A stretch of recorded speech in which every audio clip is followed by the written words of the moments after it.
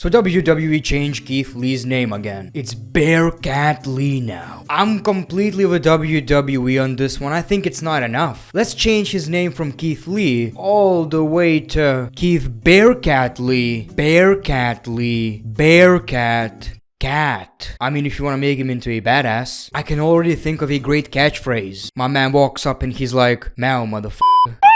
Welcome to another episode of Greatness of Raw. When I say Greatness of Raw, that doesn't necessarily express my feelings about the show. Like I've said many times, the only positive thing you're gonna get out of this video is your coca-jumbo growing to the moon if you like the video. So I'm gonna be honest, man. My excitement for wrestling is pretty low right now. And when I say wrestling, I mean Monday Night Raw, obviously. It's really tough to watch this show. And I don't need to explain why I'm watching, the show. I'm making videos about the show. I'm just saying it's really tough to watch. I'm not saying that nothing important happened on this show, but the major storylines and segments are just so fucking bland. The highlight was the segment, and not even the segment itself. I liked how Goldberg closed the segment. I probably don't have many female viewers right here, but imagine you're a female, you're in bed with Goldberg, and he hits you with that.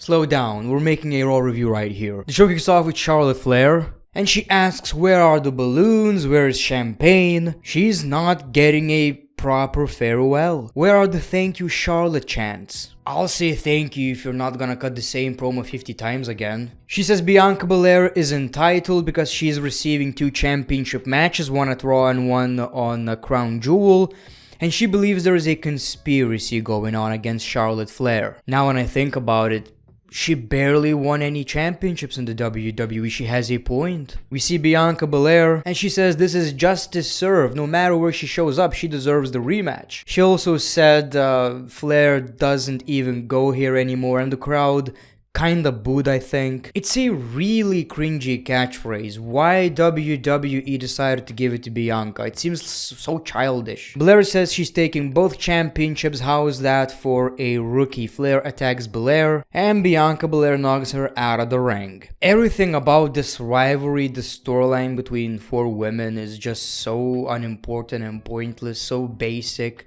It's like nothing really changed ever since the first day they started feuding. Then we got King of the Ring semi-finals, Xavier Woods versus Jinder Mahal. That was an interesting match because obviously Xavier Woods is the favorite to win the King of the Ring tournament because he wants to, and we're all here for it. It was also quite unpredictable because both men could actually be the actual kings of the ring, because Jinder Mahal, it really suits for his gimmick, and Xavier Woods is clearly the fan favorite. It's interesting because we saw Jinder's finisher and it seemed like it's about to end, but Xavier Woods grabs the rope, and he managed to win the match with a flying elbow, and he will face Finn Balor in the finals at Crown Jewel. A very interesting match. I like that. 2 baby faces, King of the Ring.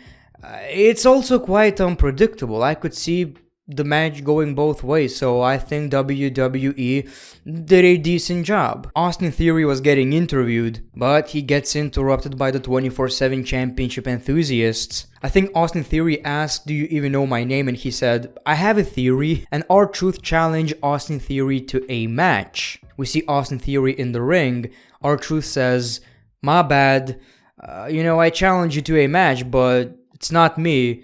It's my good friend Jeff Hardy." So we saw Austin Theory versus Jeff Hardy, and that's interesting because Austin Theory won again, Jeff Hardy lost. WWE kinda wanna push Jeff Hardy, but at the same time, not really. But then Jeff Hardy gets up and beats Austin Theory, takes a selfie. Such a Bobby thing to do, by the way. So it's all good. Jeff Hardy lost. But did he really? I've read somewhere that Jeff Hardy actually wants to turn heel. Not sure how would that work. I mean, I can't even imagine Jeff Hardy as a heel the same way I can't imagine Rey Mysterio as a heel. But that would be interesting, definitely refreshing, and at least WWE would be kinda invested in Jeff Hardy for a couple of weeks. Big E and Drew McIntyre agreed to coexist. My favorite types of storylines in the WWE. Can they coexist? So we saw Big E and Drew McIntyre versus Ziggler and Rude again. It's fair to say Raw doesn't really mind rematches. They're quite okay with it. They love it. So by no means it was a bad match, but I mean, you guys get it. Who honestly gives a shit? This time around, McIntyre actually tags Big E and allows him to hit the big ending, so it's all good. It's funny because now it's worse. You know, last week at least it was kinda personal. It was bland, boring, basic, I get it. But at least it was kinda personal because they got tired of coexisting. But now, it's all back to the basics. May the better man win. We saw Mansoor versus Cedric Alexander, and Mansoor won the match. Mustafa Ali interrupts and says, "You're still smiling like a fanboy, it's pathetic." But Mansoor grew a pair of balls. The cojones almost as big as Adam Pearce's. He shuts Mustafa Ali and he says, "I'm not smiling now. I'll beat you ear to ear at Crown Jewel." No smile detected. Mansoor at Crown Jewel is like The Undertaker at WrestleMania. Mansoor on television, Mansoor at Crown Jewel. Bobby Lashley talked to Goldberg, they cut the same promo. You know, Bobby Lashley mentioned his kid again, and Goldberg says, "You can talk about my kids all you want. The more you talk about my kids, the more I'll hurt you. Bobby, that's what I'm gonna do, Bobby. Me, Goldberg." Lashley says, "You know, it's not okay to threaten to kill someone on television. I could tell that to authorities. You cannot kill Bobby Lashley. This interview is over." He just received so many texts from them women he had to leave. He just didn't want to break kayfabe. Bobby, I'm gonna kill you, Bobby. You already left, Dad. Bobby is not here anymore. Bobby, I'm gonna kill you, Bobby.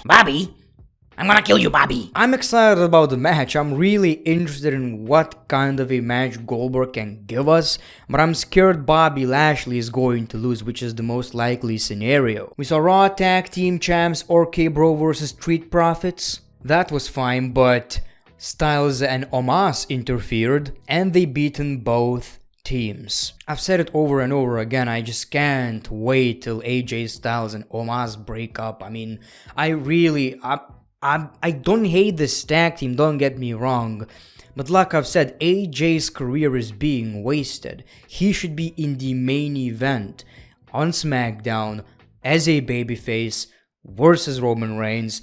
That's how you should use AJ Styles. It was a Queen's Crown semifinals, Shayna Baszler versus Doudrop.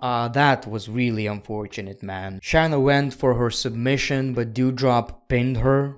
I guess Shayna's shoulders were on the ground, I guess. I mean, really?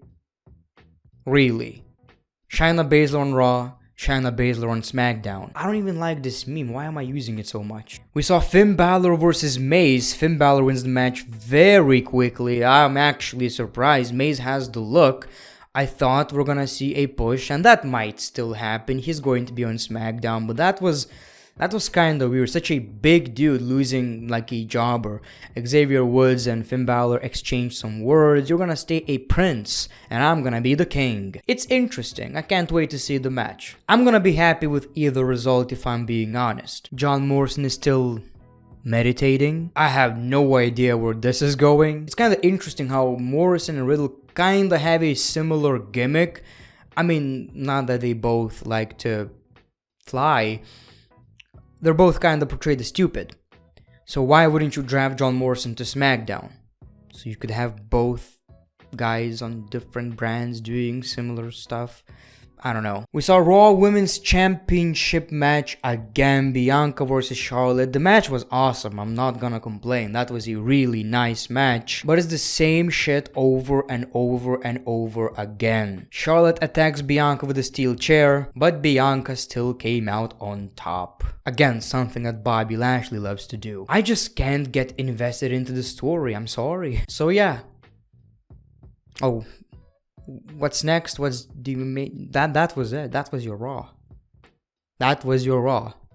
That's literally the finish of the show. That's the go home show before the paper, and that was the closing segment. Wow. I mean, this show is just getting worse and worse. But I do want to thank you for watching these videos, you know, still watching these reviews, no matter how bad the show gets. I really appreciate that.